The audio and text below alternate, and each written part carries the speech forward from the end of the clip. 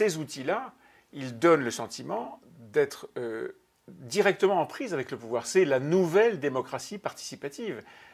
Celle-là, est-ce qu'elle détruit la démocratie représentative, c'est-à-dire celle qui est exercée par des élus du peuple? Absolument, et c'est l'un des points que je développe beaucoup dans ce livre. C'est aussi pour ça que je tire la sonnette d'alarme. Je pense que les responsables politiques ont perdu la tête de laisser petit à petit la fonction politique perdre de son importance, de son sens, à la fois en réduisant les moyens des responsables politiques, que ce soit les députés, que ce soit les maires, que ce soit les ministres, travaillent aujourd'hui dans des conditions qui, contrairement à ce que pense l'opinion publique, ne leur permettent pas d'exercer leurs tâches, à la fois du point de vue des moyens dont ils disposent, des équipes qui les entourent, et que cela paradoxalement, renforce le pouvoir de l'administration.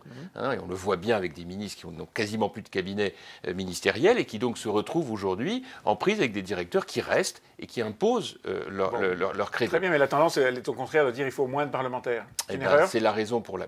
si vous réduisez le nombre de parlementaires, déjà qu'ils ne sont plus maires, ils ne peuvent plus être maires, donc ils sont loin du terrain, eh bien vous aurez un éloignement croissant entre Paris et la province. Et donc vous vous trouvez dans une situation qui est extrêmement préoccupante de ce point de vue. Concrètement, que doit-on faire? Que doivent faire les partis politiques? Que doit faire le gouvernement pour dire, entre autres aux Gilets jaunes, ça n'est pas parce que vous appuyez sur un bouton sur votre smartphone que vous devenez un décideur politique?